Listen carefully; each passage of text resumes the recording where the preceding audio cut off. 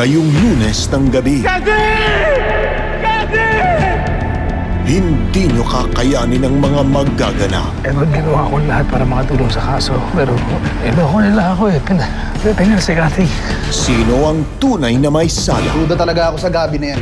Simula pa lang, hindi ko na gusto kong amoy niyan. Pag namuhunan ako sa isang bagay, hindi ako papayag na hindi ko makuha yung tubo. Pag ihiganti ko si Cathy, walang makakapagpigil sa akin kahit pa kamatayan. Sa lalong umiinit na Love and Lies. External elements can make hair fall. Unlike others that only tackle breakage, new Dove Hair Fall Rescue prevents hair fall from the roots and helps keep hair firmly locked in. New Dove Hair Fall Rescue. See visible results in 2 weeks. Love your hair. Ang #1 double dot. Nasa selected 3-in-1 plus 1 Supreme na. And 1 plus 1, happy, happy, happy kaarawan. 165 lang! Also available 1 liter tub, 105 lang. Cratch, I love colors. Me too. Pag pink, I feel pretty. Pag green, parang queen. At pag yellow, charming. Pero pag may mancha, loser. Panira ng colors. No! Not with my Ariel color and style. Tanggal ang mancha at yung kulay parang bago. Eh, ang red. Look! Winner! Ariel Color and Style with Color Lock Technology. Tanggal ang mansya, tumutulong pang pigilan ang pagkupas ng kulay. Kaya mukhang bago pa din, wash after wash. That's my Ariel. What's yours? Bear Brand Jr. For 1 to 3 years old. Now in new packs. For 1 to 3 years old, Bear Brand Jr. Breast milk is the best for babies up to 2 years of age and beyond. Cream Silk has hair reborn technology that protects the keratin, the DNA of hair health and beauty. So hair is reborn softer, smoother, and shinier. Cream Silk. Where can your hair take you? Hanggang ngayon wala pa rin? Akala ko ba may lead ka na? Eh, yun din ho ang akala ko eh. Nagmamadali kasi lumabas ng karinderya. Tapos nung sinundan ko naman, biglang tumigil sa gilid ng palengke. Pinakailaman yung mga karton doon. Anong gilid ng palengke? Yun nga ho ang pinagtataka ko eh. Basta na lang pinagtitingnan yung mga karton doon sa gilid ng palengke. Ang buong akala ko, pupuntahan na si Eliana. Ang sabihin mo, puro ka palusot. Napakadali ng iniuutos sa'yo, hindi mo magawa. Eh, mabuti pa siguro umalis ka na. Hindi na namin kailangan ng serbisyo mo. Aurora, kailangan natin si Salazar. Eh, kailangan hanapin ng apo natin.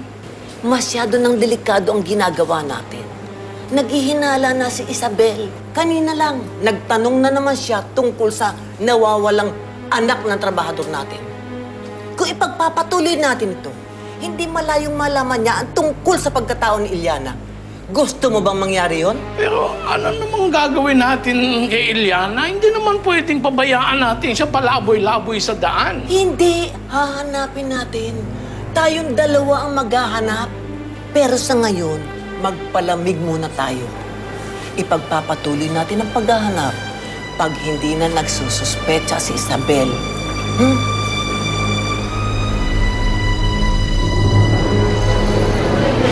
Eliana, sumama ka na lang kaya sa akin. Hindi na po siguro, Mang Eman. Nakakahiya na po kasi sa inyo eh. Saan ka pupunta? Bahala na po. Hanapin ko na lang po siguro si Gabo. Hindi naman natin alam kung nasaan siya. Hindi naman mapapanatag ang loob ko kung iwanan lang kita dito. Paano po si Ma'am Nora? Alam ko naman kung ayaw niyo nakatira ako sa inyo. Huwag mo naintindihin yan. Ako nang bahalang kumausap sa kanya. Sumama ka na lang sa akin. Total, pag yung kaibigan mo bumalik doon sa karinderya, tatawag sa akin yun kasi nagbili naman ako sa kanila eh.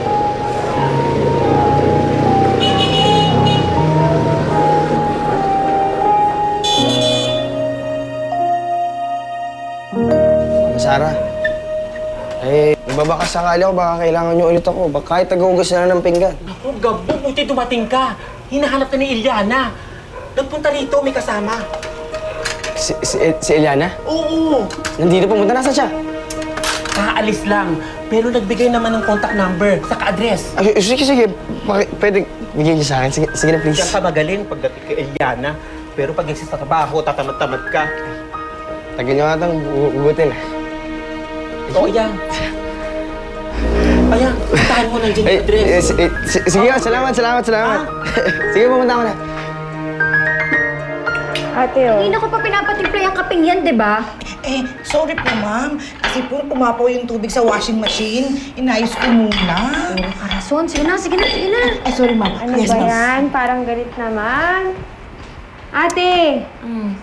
Para maiba ng konti yung mood mo, tinan mo muna kasi itong mga naipon ko na mga, flyer ba ito? Tapos, ito yung pakiramdam ko, ito yung pinaka-bagay para dun sa, natin, sa launch ba ng Serpentina. Kasi, yung loob daw niyan, 1,000 ang pwedeng ipasok. Tapos nagpa-reserva na ako. Kaya kung gusto mo, tawag ko na. Diba? Nakauwi ka na pala. Halika, tingnan mo itong venue na gusto namin para sa, launch ng Serpentina. Ano ginagawa ng babae dito? Hindi namin makita yung kaibigan niya eh. Hindi ko naman siya maiwan na mag-isa sa kalsada. Ay, bakit naman hindi? Doon naman lumakayan. Kaya niya mabuhay doon. Nora, nakakaawa yung bata.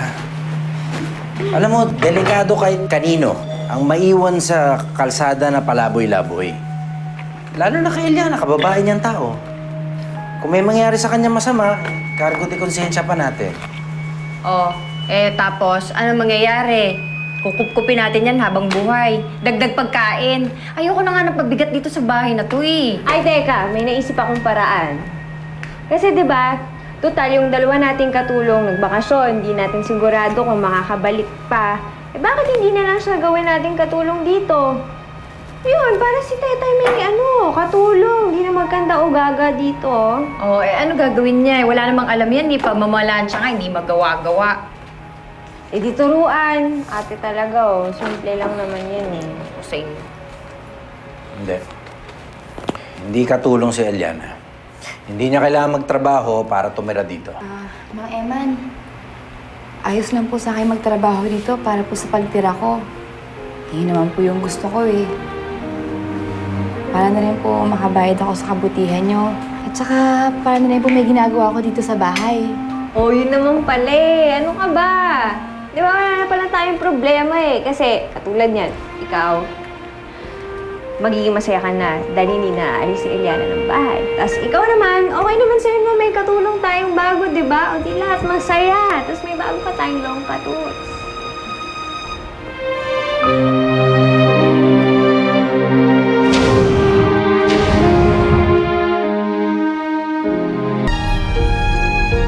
Basta tatandaan mo ngayon, hindi ka na bisita dito sa bahay namin, kaya dito ka na ngayon matutulog, ha? Tapos, bahala ka nang makipag-usap kay Tetay kung paano niyo hahatiin yung trabaho. Basta ang tatandaan mo lang, bawal kang makialam sa pamamlansya para hindi na mauulit yung dati. Malinaw? Opo. Ay, teka. Nga pala. Ito. Meron ka ng uniform na susuotin mo. Tingnan mo, ha? Bagay yan sa'yo. Diba? Ganda mo dyan. Okay? Yan ang gagamitin mo. Salamat po. Ay, ito nga pala kailangan tanggalin. Ay, huwag po. Bakit? Ay, huwag po. Huwag po. Bakit ayaw mo tanggalin? Huwag po. Anong problema mo kasi bakit po, ayaw mo hindi tanggalin? Bakit na? Sige, tanggalin mo na yan. Bawal yan dito. Bakit ayaw mo ko sundin? Di ba ako ng amo mo? Ano bang tinatago mo dyan? Pakiusap po. Huwag po. Bawal po kasi sa tanggalin.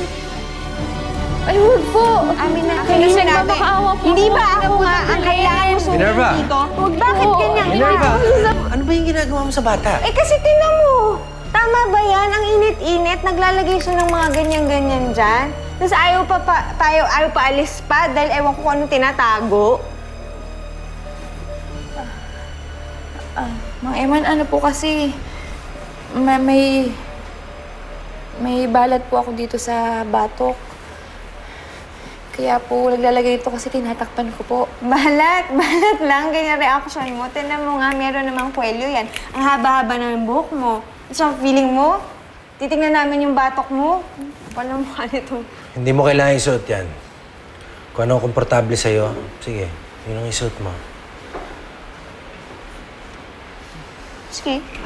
Ay, ikaw nga pala yung may-ari ng bahay, di ba, kuya? Kaya, ikaw masusunod. Ano ba naman ako dito? Lalang, kapatid na asawa mo. Eliana, kung ako lang masusunod, ayaw kita maging katulong dito. Ay, huwag na po. Okay lang po ako. Nagpapasalamat nga po ako sa inyo dahil hindi niyo ako pinabayaan sa kalye. Mang Eman, tumawag na po ba sa inyo si Gabo? Hindi pa. Pero huwag ka mag-alala. Pag tumawag yun, sasabihan kita agad.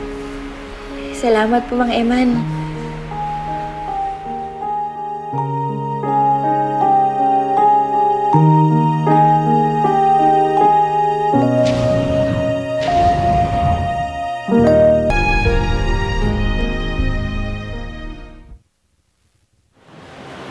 Panginoon, nagpapasalamat po ako dahil binigyan niyo po ako ng bubong na masisilungan. Sana po, biyayaan niyo po si Mang Eman at ang kanyang pamilya. At sana rin po, patuloy niyo pong gabayan ng Lolo Eddie at ang Lola Aurora ko po. Lord, sana po, gabayan niyo po si Gabo. Huwag niyo po siya papabayaan. Ilayo niyo po siya sa kapamahakan. Naging mabuti pong tao sa akin si Gabo. Tinanggap niya po kung ano ako. Kahit po nalaman niya yung sikreto ko, hindi niya po ako nilayuan. Lord, sana po huwag niyo siya papabayaan.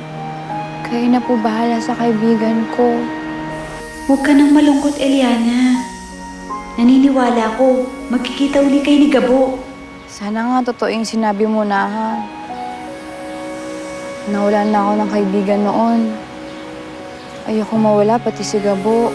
Sinong kaibigan? Si Julian. Nakalimutan mo na ba siya na, ha?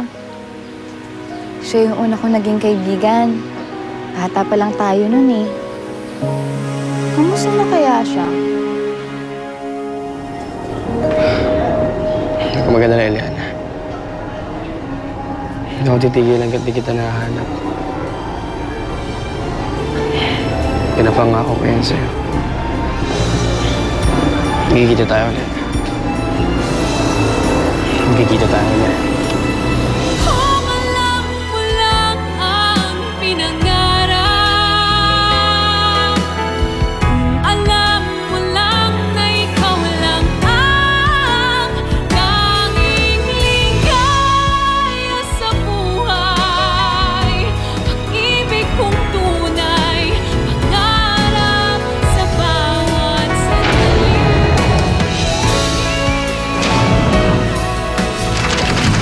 Alam mo, Tay, noong umpisa naaawa lang ako sa kanya eh. Pero habang tumatagal, natutuwa na ako dun sa bata. May pulis! Eliana! Aray! Ate si Eliana! Asan ka na, Ate Denay? Kung nung bata ako, may nakilala akong Eliana. Ikaw ba yun? Ikaw ba si Eliana? Julian? Saan ka pupunta? May meeting pa tayo sa Metro Business Club. Hanapin ko muna si Eliana bago umatay yung mga meeting na yan. Nakapagpirmahan na ho kami, so we cannot do anything about your sponsorship anymore. Ano mo ang pangalan ng bagong sponsor? Serpentina? Saglit pa lang tayo nakakalaya, pero ang dami na natin napuntahang lugar, no? Tapos ang dami pa rin nakikilalang mga tao. Ay, sino yung kausap mo?